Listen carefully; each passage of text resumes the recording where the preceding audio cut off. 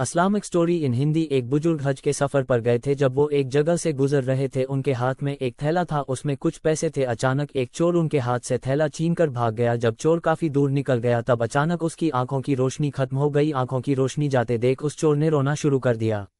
जब लोगों ने चोर से पूछा, भाई क्या हुआ, तो वो कहने लगा, मैंने एक आदमी का थैला छीना है, वह कोई बड़ा अल्लाह का करीबी बंदा लगता है। मेरी आंखों की रोशनी चली गई, खुदा के लिए मुझे उसके पास पहुंचा दो ताकि मैं उससे माफी मांग सकूं।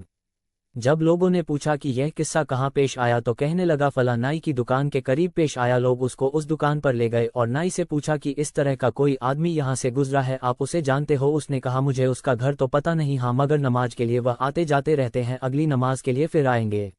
ये लोग इंतजार में बैठ गए। वह बुजुर्ग अपने वक्त पर तशरीफ लाए। लोग उस चोर को उनके पास ले गए तो उस चोर ने जाकर उनके हाथ पांव पकड़ लिए कि मुझसे गलती हो गई, गुनाह हो गया, नादिम हूँ, शर्मिंदा हूँ, मेरी आंखों की रोशनी छिन गई, आप अपने पैसे वापस ले लीजिए और मुझे माफ कर दीजिए ताकि अल्लाह ताला मेरी आंखें ठीक कर दे।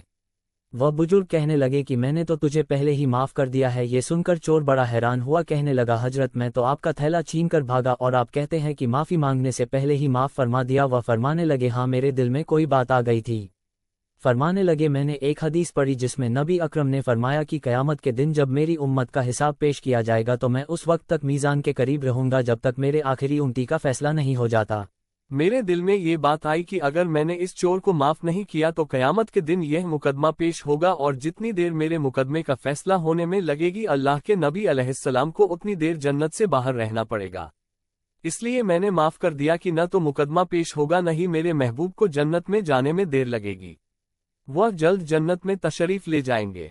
प्यारे दोस्तों, अगर आप लोगों को हमारी ये पोस्ट पसंद आई हो और अगर आपको इस पोस्ट से कुछ इल्म हासिल हुआ हो तो नीचे दिए गए शेयरिंग बटन को दबा के बराए मेहरबानी इस पोस्ट को शेयर जरूर कर दे। शुक्रिया।